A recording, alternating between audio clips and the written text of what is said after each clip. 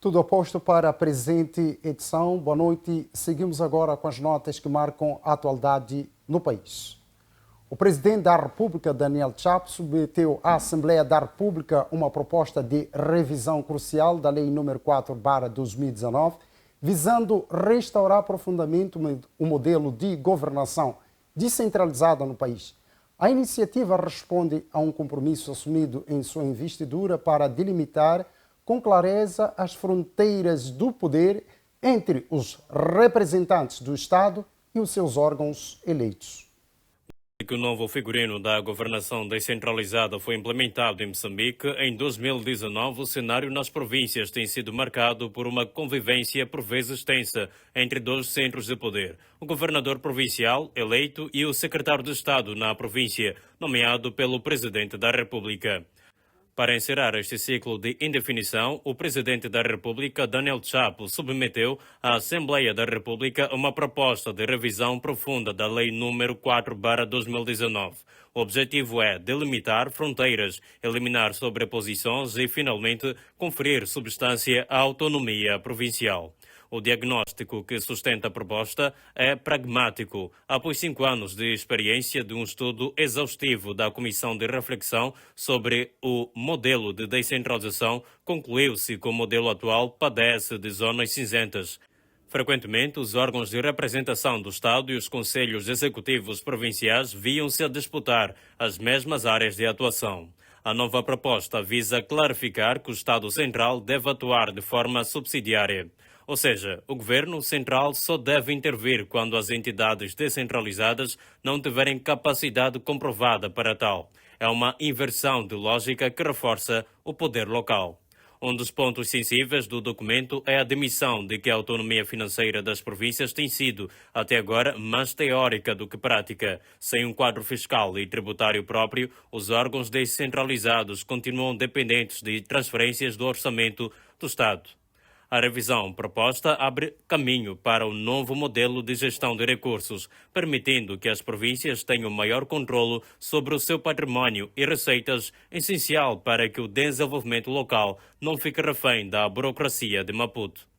O texto legislativo destaca princípios que pretendem modernizar a máquina pública.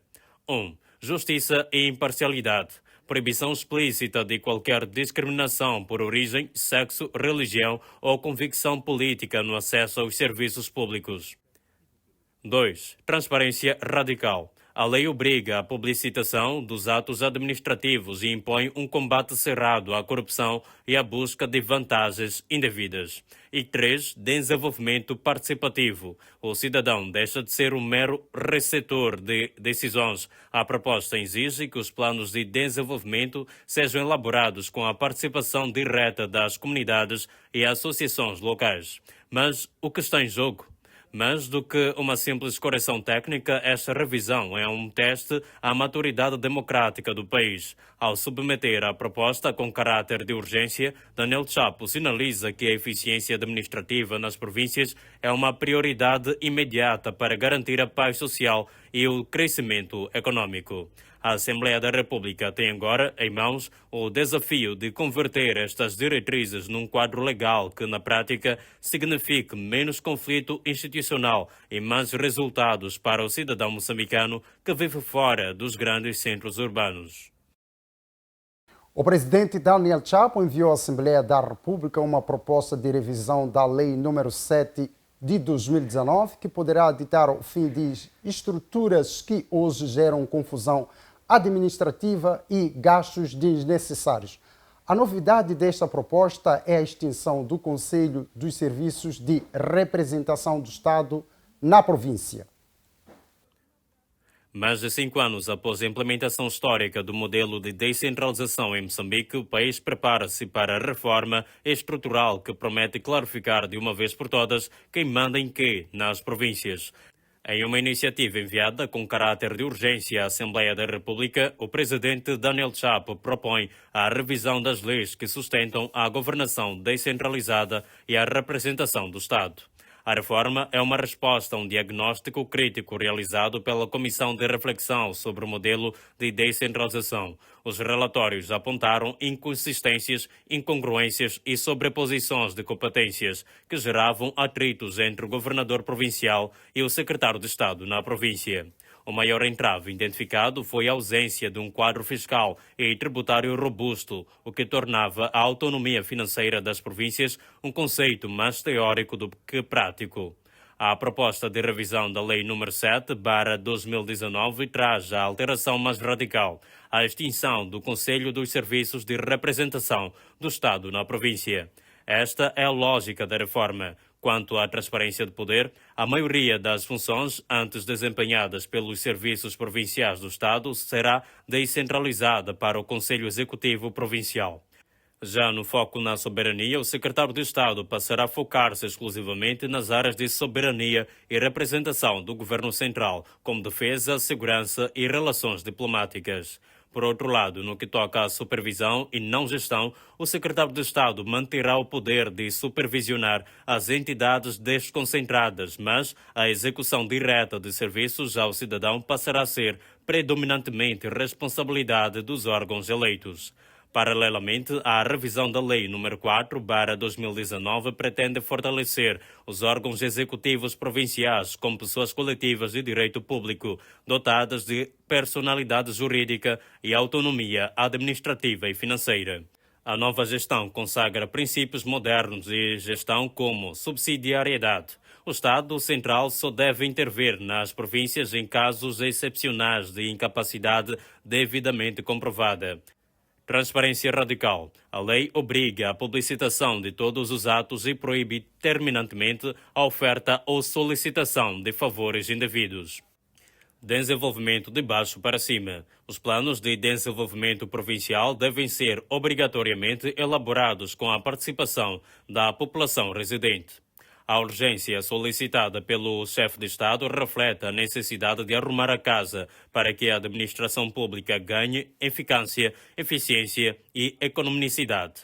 Se aprovadas, estas revisões poderão transformar o cenário político local, reduzindo choques institucionais e permitindo que os recursos cheguem mais rapidamente à ponta. O cidadão moçambicano que espera por serviços públicos de qualidade em cada distrito e localidade do país. Depois de anos de dúvidas sobre quem faz o quê nas províncias, as novas propostas de revisão das leis nº 4 e 7 de 2019 chegam à Assembleia da República com a missão de simplificar a gestão pública. O fim do cabo de guerra entre governantes. Até hoje era comum haver confusão entre o papel do governador provincial e o secretário de Estado. Muitas vezes ambos tinham departamentos que faziam a mesma coisa. O que muda? A proposta de Daniel Chapo elimina essa sobreposição. O secretário de Estado deixa de gerir serviços públicos diretos, como estradas ou agricultura, e foca-se apenas na soberania, isto é, segurança e representação do governo central. Na prática, se o cidadão tiver um problema com a escola do seu bairro ou com a produção agrícola da região, a responsabilidade é 100% do governo provincial. Acabou o jogo de empura-empura entre gabinetes. 2. Menos chefes, mais eficiência. A revisão da Lei 7 propõe a extinção do Conselho dos Serviços de Representação do Estado. O que muda? Menos burocracia. Ao eliminar esta estrutura, o Estado liberta recursos financeiros e humanos. Na prática, isto se resume em menos dinheiro gasto em reuniões e manutenção de gabinetes duplicados, que significa, teoricamente, mais orçamento disponível para investimento direto nas comunidades. 3. Província com carteira própria. Uma das grandes queixas das províncias era a falta de autonomia financeira. Quase tudo dependia de um sim de Maputo. O que muda? As novas leis reforçam a autonomia patrimonial e financeira das províncias. Na prática, isso permite que a governação provincial tenha mais agilidade para responder problemas locais urgentes, sem esperar por autorizações centrais, que podem levar meses.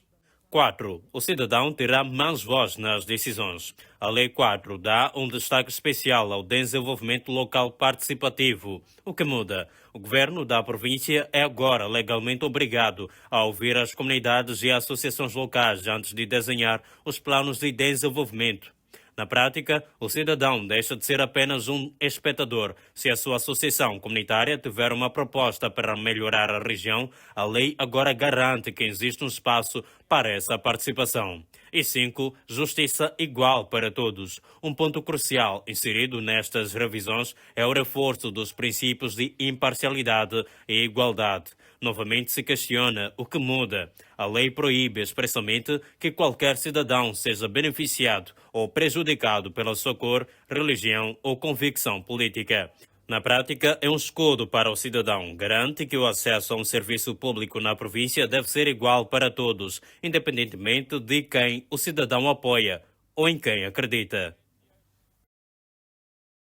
O partido Podemos, que ascendeu à Assembleia da República como a segunda formação política com o maior número de assentos no Parlamento, recordou das manifestações que marcaram o período pós-eleitoral e exige respostas à Procuradoria-Geral da República. O partido Podemos faz um apelo à transparência e justiça perante as mortes registradas durante as manifestações pós-eleitorais. No apelo direcionado à Procuradoria-Geral da República, o partido cobre respostas claras e a responsabilização pelos atos de violência que marcaram esse período conturbado. O representante da bancada parlamentar do partido Podemos destacou que a demanda reflete a urgência de esclarecer os acontecimentos e garantir que os responsáveis sejam levados à justiça, reforçando a necessidade de respeito pelos direitos humanos e pelo Estado de Direito.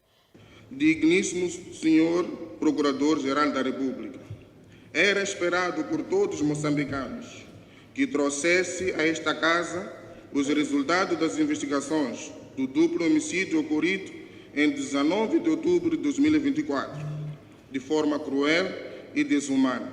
Os dois filhos da pátria, Paulo Guango e Elvino Dias, foram assassinados. Deixaram filhos que até hoje questionam quem assassinou os nossos pais e quais foram os motivos ou motivações.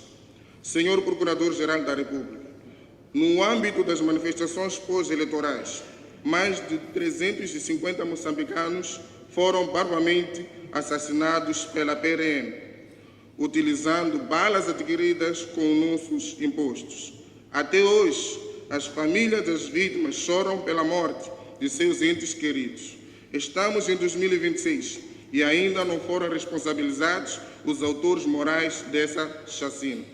Alguns deles circulam impunemente pendurados nos Mahindras, enquanto outros foram promovidos como prêmio por assassinarem os seus compatriotas. No informe anterior de 2025, o digníssimo Procurador-Geral afirmou nesta casa que o Ministério Público instaurou 31 processos crime envolvendo membros da Polícia da República de Moçambique. Contudo, apenas 2 tiveram despacho de acusação e os restantes continuam em instrução. Lamentavelmente, o informe não indicou os crimes em causa e muito menos o número de membros da PRM constituídos arguidos. Em contrapartida, o informe apontou os processos crime contra 325 civis acusados de crimes de roubo agravado, 168 por furto agravado e 141 por danos patrimoniais. E quanto aos agentes envolvidos na morte de mais de 350 civis, quantos são e por que ainda não circulam nas ruas como se nada tivesse acontecido?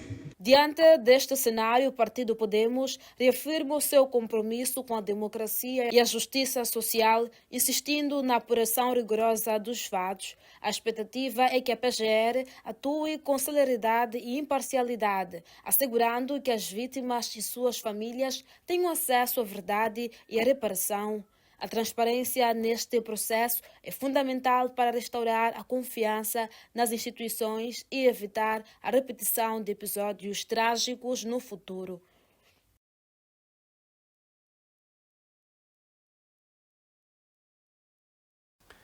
No âmbito das recentes apresentações e detenções realizadas pelo Serviço Nacional de Investigação Criminal, SERNIC, analistas do programa FTV Debate afirmaram que não existe crime organizado em um Estado sem o envolvimento de elementos internos das próprias instituições.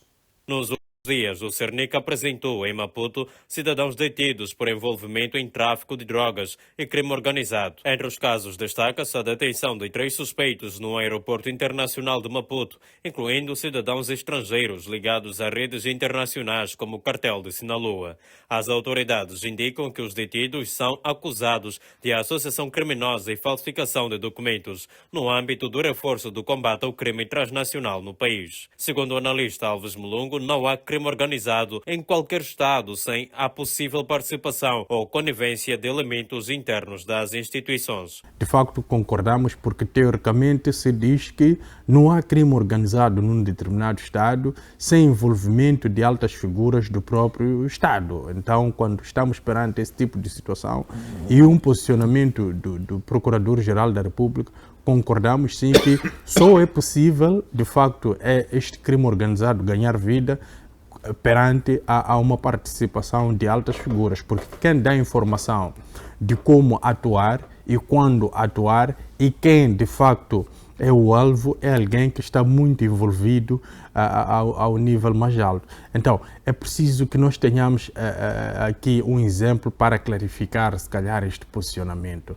Ou seja, se nós formos a recordar, o proprietário da empresa, acho que é a NBC, passa a publicidade, quando foi sequestrado, foi numa hora em que havia, de facto, rendimento na própria polícia, ou seja, era um horário de troca, de rendição de turno. Então, significa que os próprios bandidos tiveram informação privilegiada da hora desta troca de turno. Por outro lado, António Muxanga enalteceu a atuação do SERNIC e afirma ainda que os mesmos são dignos de confiança. Em relação às buscas, o SERNIC esteve muito bem, está muito bem, tem de continuar.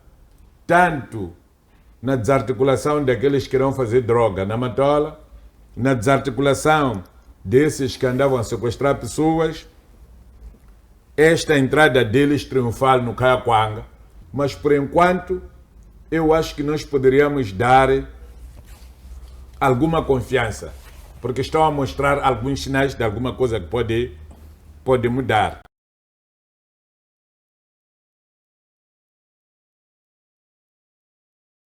Estão detidos na primeira esquadra na cidade de Quilimane 8 cidadãos acusados de protagonizar tumultos na escola básica de Martes de Nhansuji, na cidade de Quilimane, que culminou com a vandalização de alguns imóveis.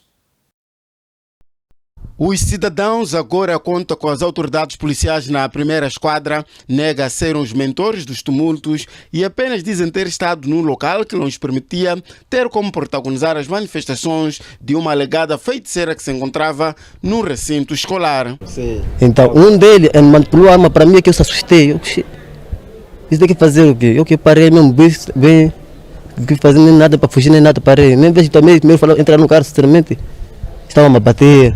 Então não corte, caí, todos estavam a bater diretamente. Então para eu proteger meu cara, eu baixei minha cara, eu estava batendo no coelho, como todo Xambuco. O outro me bateu com a arma. Agora, não estava nesse barulho todo que aconteceu? Não estava nem com nenhum objeto, nem nada, estava ligado de serviço. Então, quando eu saio, passo daquela área do Bonito, não sei se conhece. Então vejo aquele vucu-vucu, vejo pessoas ali a correrem. Eu como não sabia do assunto, eu não sabia o que está acontecendo. Então quando eu fico ali, porque eu me pegaram aquela área do Bonito. Estou a ver a população está a correr, estou a lançar gás. Estou a ver a polícia já vieram ali, estavam a me pegar, estavam a me bater, estavam a me pôr no carro. Eu estava com o meu plástico de pão, estava a ir para casa. Aproximar lá, estou a sentir aquele medo de gás.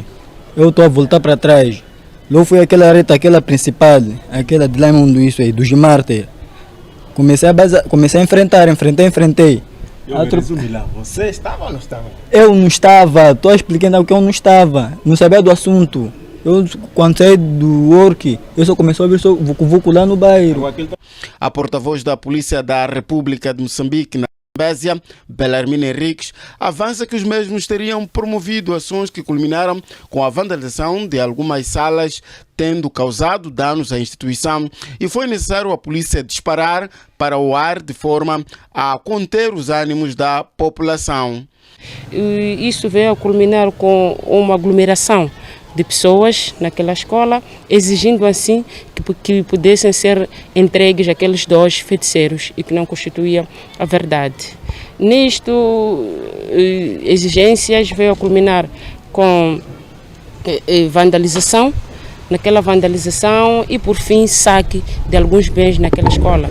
Estamos a falar de 2 ar-condicionados que são avaliados em um valor de 69 mil meticais e algumas portas, vandalizou-se portas, janelas, cartazes, cadernos e outros bens naquela instituição. E neste caso tivemos conosco, ou temos 8 indiciados como cabecilhas daquela ação, não é, de vandalização na nossa posse e irão responder criminalmente. Neste momento, a fonte garantiu que foi retomado o nível normal das aulas, que teriam ficado momentaneamente interrompidos devido aos tumultos.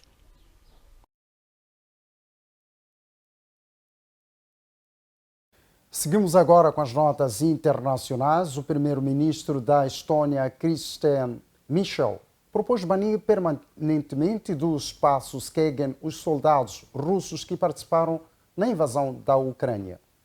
Christian Michel defende que muitos desses militares podem representar uma ameaça à segurança europeia, mesmo após o fim da guerra. O governante alerta para o risco de formação de grupos armados organizados, semelhantes ao grupo Wagner, capazes de atuar na Europa, África e Ásia, devido à mobilização alargada promovida pelo Kremlin. A proposta já foi analisada pelo Conselho Europeu, que pediu à Comissão Europeia uma avaliação sobre como implementar a medida. A iniciativa ganha apoio entre os Estados-membros. A Estônia já proibiu a entrada de cerca de 1.300 combatentes russos, mas Michel defende uma ação coordenada a nível europeu. A concessão de vistos continua a ser competência nacional, apesar das regras comuns de Schengen. A alta representante da política externa da União Europeia, Kaja Kallas, indicou que uma proposta formal pode ser apresentada na próxima Cimeira Europeia em junho.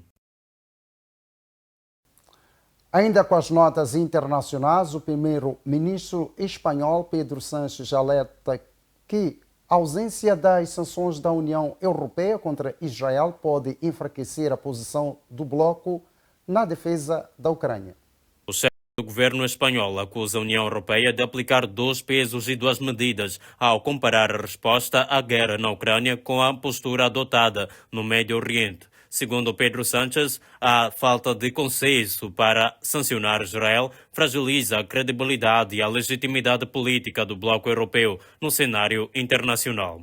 As declarações foram feitas durante uma cimeira informal realizada em Chipre, onde o governante defendeu maior coerência nas decisões europeias, sobretudo em matérias relacionadas com respeito pelo direito internacional e direitos humanos. Espanha tem insistido na revisão do acordo entre a União Europeia e Israel, alegando possíveis violações de compromissos ligados aos direitos humanos no contexto das operações militares em Gaza e no Líbano. No entanto, países como a Alemanha e Itália mantêm-se indecisos, dificultando a formação de uma maioria qualificada para avançar com sanções. Sánchez sublinha que a União Europeia foi fundada com um projeto de paz e deve agir com firmeza perante conflitos internacionais, evitando incoerências que possam enfraquecer a sua posição global.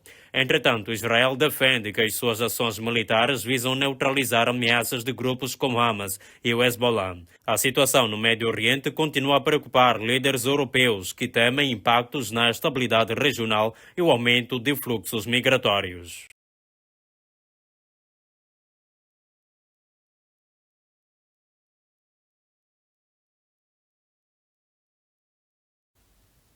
Está tudo dito, é ao fim da presente edição e para si que nos acompanhou, gratos pela atenção dispensada.